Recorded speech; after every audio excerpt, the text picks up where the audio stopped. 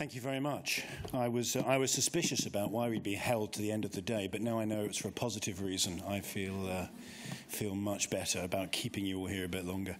So today I'm going to whiz through the last couple of years of immuno-oncology. And it's been a very exciting time. My basic research interest many years ago was immunology. And my kind of clinical interest was oncology, so to have ended up sitting in the field of immuno-oncology has been particularly exciting for me. This remains my favourite slide. I have never in my career worked on a molecule which has had activity across such a broad range of cancers. It really is quite remarkable. In case you're not familiar with these plots, it's really very simple.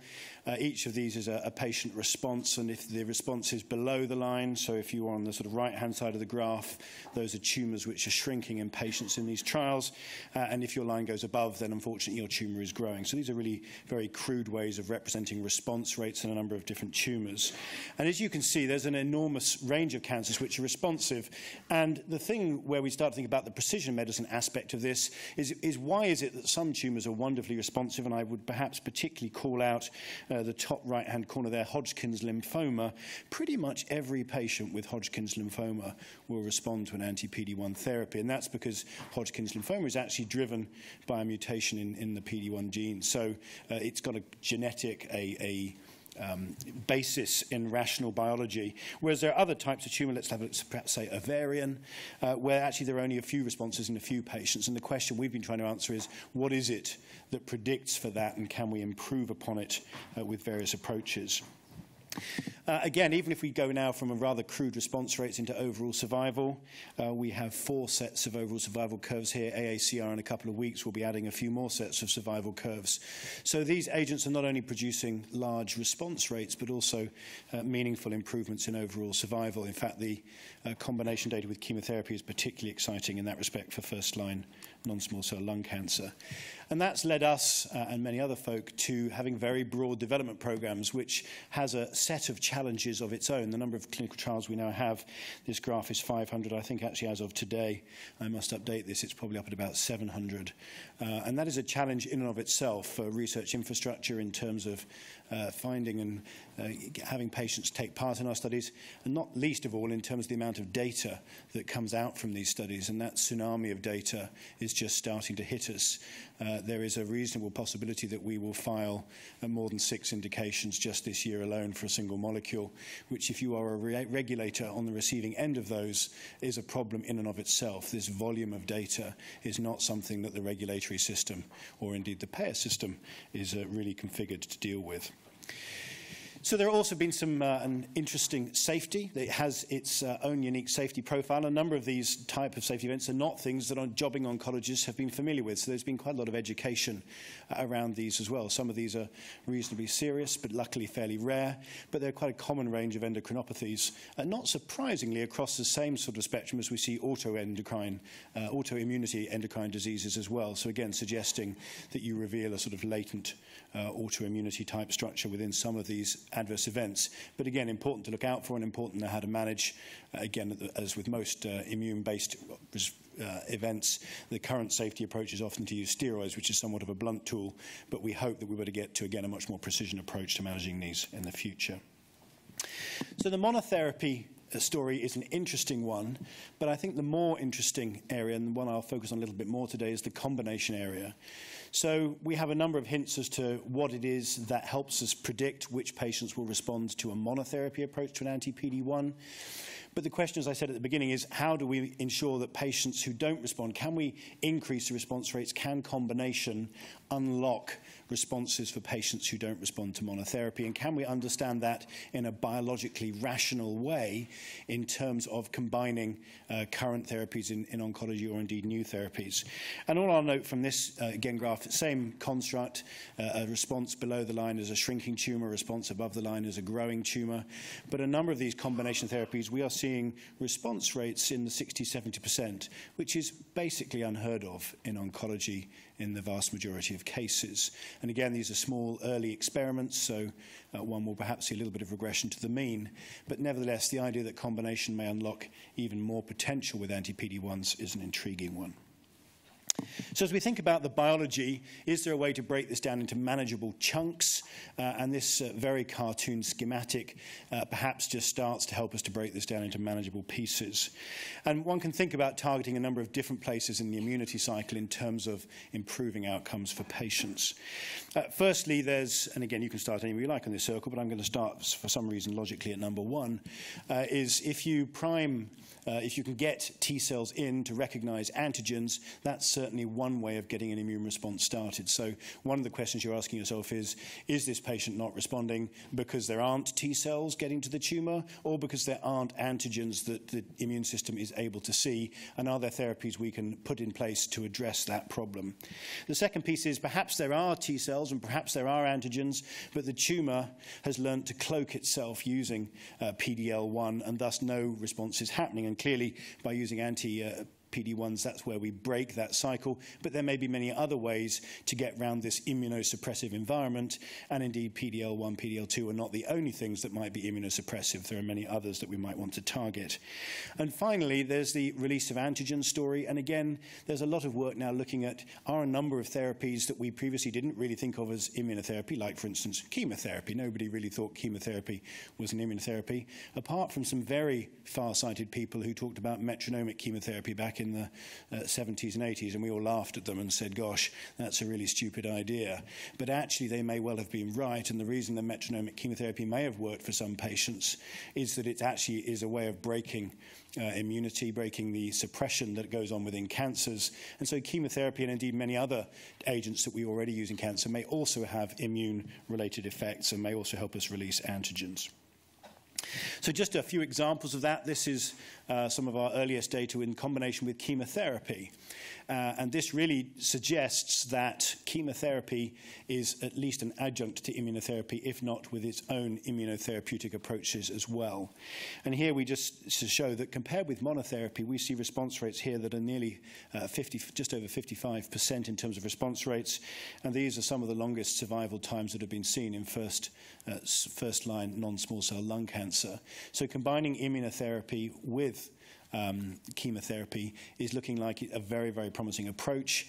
There'll be some more data. The large phase 3 study that confirms this study will be presented at AACR in just a couple of weeks' time. And again, actually this combination approach with chemotherapy and Pembrolizumab looks very promising in a number of tumors. So just combining things with things that are already available and already in use can be very exciting. Can we have what are called IO combinations, which sort of brings to mind the seven dwarfs and going to work in the morning? But IO, we have in this case, this is an IDO inhibitor, epacadostat. And again, IDO is another way that T cells can be prevented from recognizing and activating against tumors. And again, we see here just early data that combining another anti-immunosuppressive approach with a PD-1 inhibitor can yield exciting results. And again, the phase 3s of these studies will shortly be available.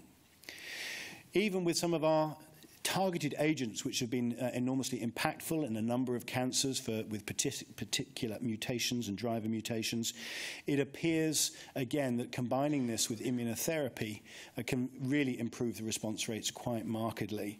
And again, we believe that's in part because immunotherapy was part of the problem, or the immune suppression was part of the problem to begin with, but in part it's likely that these targeted agents also have effects on the T cells and the immune environment and immune suppression as well. So again, we are slowly unraveling that with combination studies.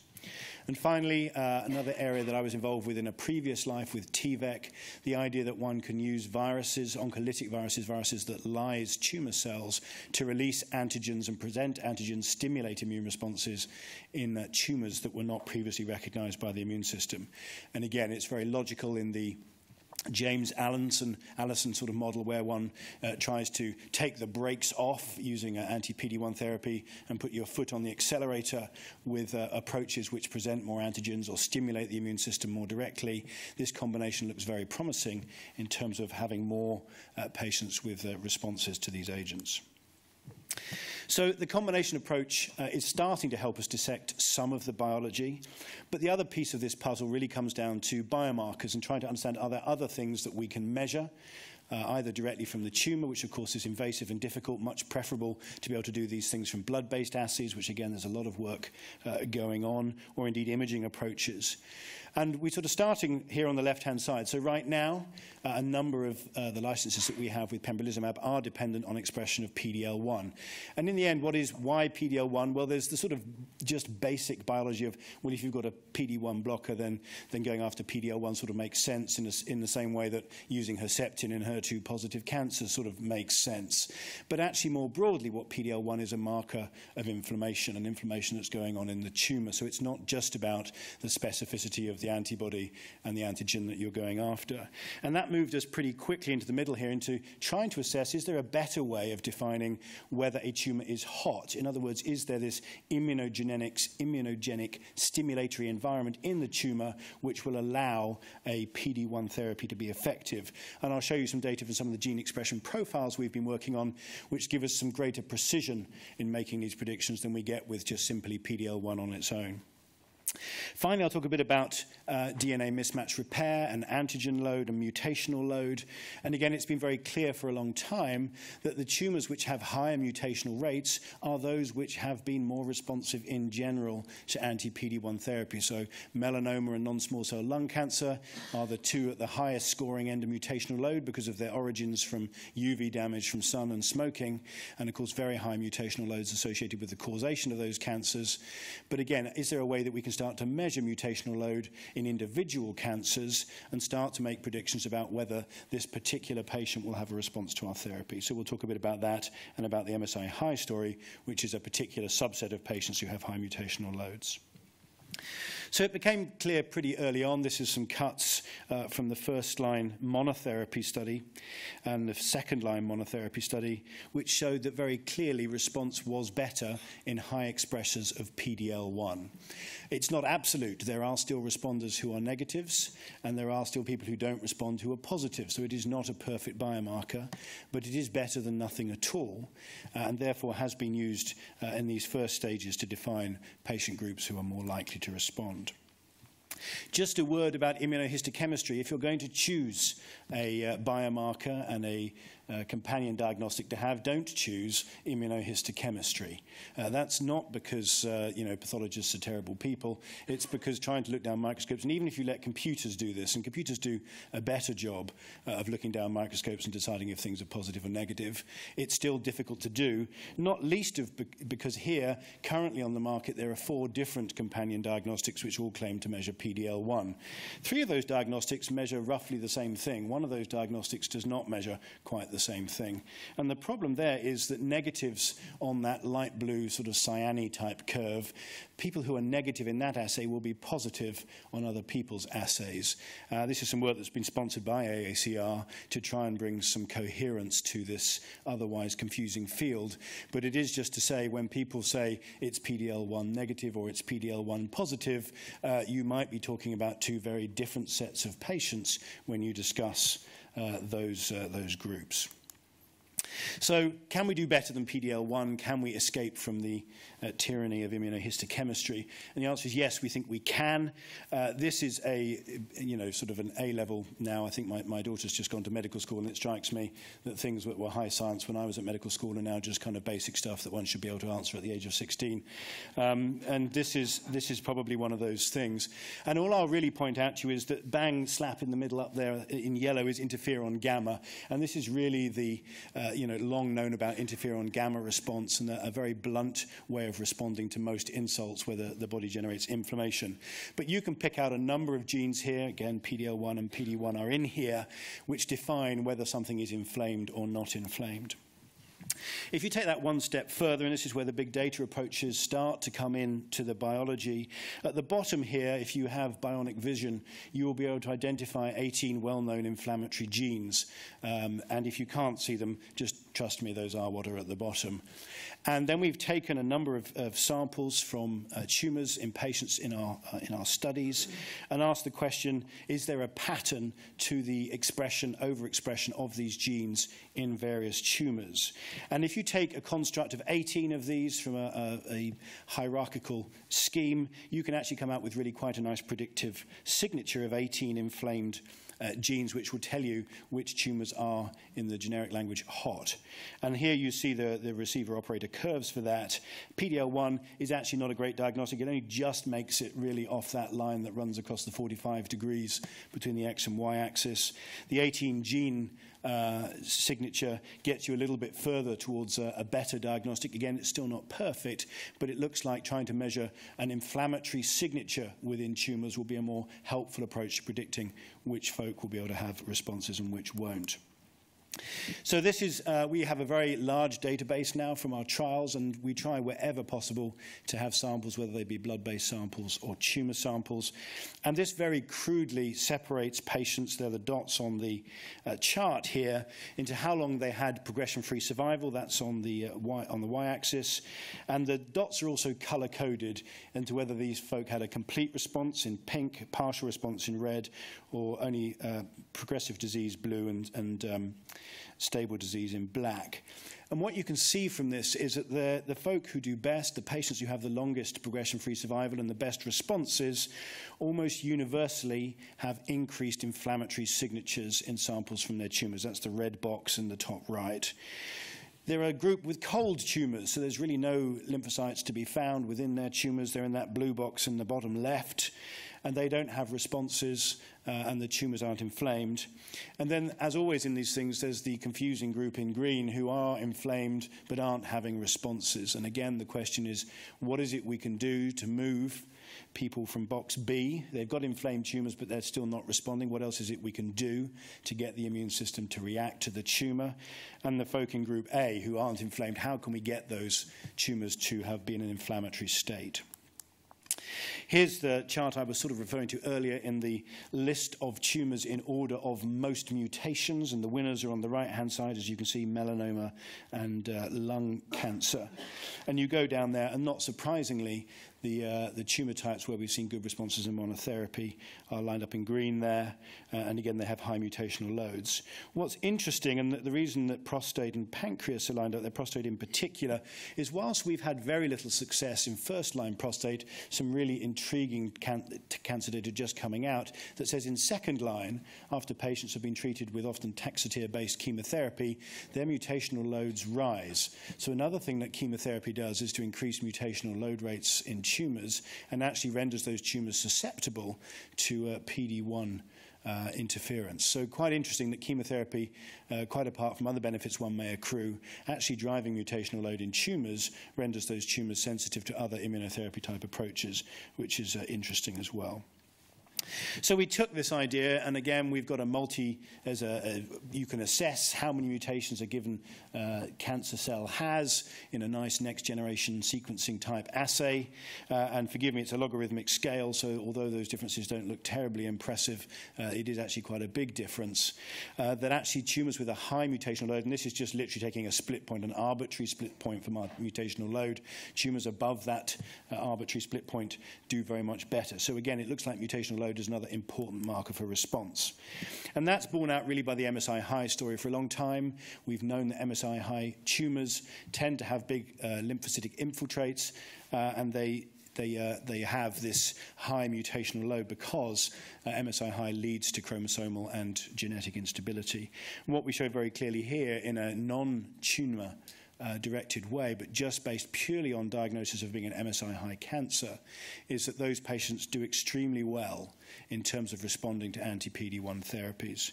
And in fact, this was the basis of the first tumor-agnostic FDA approval for a cancer treatment based on MSI-high in any tumor type, which is, again, remarkable, but based on good biology. So the next question you will logically be asking is, well, it's very interesting, inflammation is interesting, mutational load is interesting, but are those just flip sides of the same coin? Am I learning anything extra by measuring both of these things, or is in fact the higher the mutational load, the higher the inflammation is, and so actually I'm just learning the same thing through different routes? And the answer is you don't appear to be learning the same thing, you are learning two different things. These are the receiver-operator curves for both of them, and you can see that both of them actually seem to have a diagnostic helpfulness even when you correct for the presence of the other. So they are independent predictive factors for response to anti-PD-1 therapy. Which is scientifically wonderful and pragmatically scary, because that's, again, in no way are those two diagnostics perfect, and we believe that it will probably need several other layers of diagnostic wizardry to get to a better predictive idea. And so here, the problem is going to be that we are going to need to have multiplexed assays done on tumours, or hopefully circulating tumour cells, or perhaps circulating free DNA, in order to be able to correctly assign patients to the right treatment for them and for the particular genetic variation of cancer that they have. And one can quickly see the idea that one will end up really not with companion diagnostics, but with companion therapeutics, where in fact the diagnostic is king, and one then selects the right treatment and probably the right sequence of treatments as cancers evolve through treatment to treat patients with as they go through. At the moment, we are working on this, the high mutational load on one side, the immunogenicity piece of the equation, and the inflammation on the other side. And we see already that these are in clinical practice. At the moment, it's PD-L1 expression, but we believe that will hopefully fairly rapidly move towards a gene expression profile type of approach. Again, at the moment, high mutational load is embodied in the terms of MSI high mismatch repair. But again, we believe there is a route forwards to looking at this more broadly for mutational load in cancers rather than just specifically for MSI high. And where does that lead you to? Well, it leads you to something a little bit like this. Again, I'm not going to talk all the way through each branch of this pathway. You'll be relieved to know. But you can see the sort of idea where one can very quickly get to a diagnostic tree for a tumour and say there are T-cell poor, T-cell rich, it's inflamed, it's not inflamed, there's immunosuppression, there's not immunosuppression, and pretty quickly bucket the sort of treatments that a patient with this sort of cancer is likely to respond to by following that diagnostic tree. I'm sure that the precision of what I have up here, the actual specifics, will be proved to be completely wrong and it'll look different from this, but I am fairly sure that we will end up with a multi-level, multi-diagnostic approach to trying to figure out what's the best treatment for any given patient with a particular cancer, and that will change over time. As the tumour evolves in response to treatment, we will be going through this cycle repetitively. It isn't going to be a one-time only cycle. So with that, I will just wrap up with a few thoughts. This is a really exciting time. We have, I do not believe, in the history of oncology, had agents like this, which are providing such an enormous amount of benefit to such a wide range of cancers. And the tsunami of data which is about to arrive in terms of combinations, I think is going to be even more exciting than what we've already seen with the monotherapy. But it's a real challenge. It's a challenge for companies. It's a challenge for academics and trial centres. It's a challenge for patients. It's a challenge for regulators. It's a challenge for payers because of the sheer volume and speed of the data, and the number of trials makes it really difficult to do this and to do it in a sensible way. The biology is becoming slowly accessible, and that is helping us make more rational choices about choice of partners for combination therapy, about biomarkers, about diagnostics, and about the way we design our studies. Challenges remain. As you can see, a lot of the data that I've presented today has been based on the fact that we've been able to collect biosamples in our studies and then go back and do the reverse translation experiment and say, what was interesting? What this person did really well. What was different about this person and the treatment they received? And you have to collect that data up front to be able to do that effectively. So these large kind of clinicogenomic database, the linkage, electronic patient records are super. What's really useful, though, is having the clinical outcomes linked to that, and that's something, of course, that remains stubbornly difficult to do within the NHS. Regulatory and payer paradigms, really difficult. Each time I went to one of the single country authorities recently and presented something a little bit like this, and the chairman of that regulatory agency said to me, "Tom, you're not going to file all of these indications, are you?" I said, "We are." And he said, "Oh, it's okay, I'm retiring this year." But it's a real challenge. We have a single rapporteur and a single co-rapporteur at the EMA for Pembrolizumab, and, you know, God help them. They are just snowed under with data, and it's very hard to see exactly how the system copes, and the payers feel much the same. And a final thought for you, we are busy grappling with the diagnostics legislation, which envisages a past. It envisages the past of one drug and one diagnostic, and I put it to you that the past is, in fact, already past. And it's really, we're trying to regulate backwards, and the real question today is how we're going to regulate multi-diagnostics, which probably will not be in the hands of commercial entities. They will be in the hands of academics who have the largest databases, and how we're going to do that effectively. The FDA is now licensing platforms rather than individual diagnostics. I think that's a good step forward, but it's certainly a challenge over the next few years to understand how we cope with an increasingly complex diagnostic framework in terms of oncology treatments. Thank you very much for listening. Thank you. Thank you very much.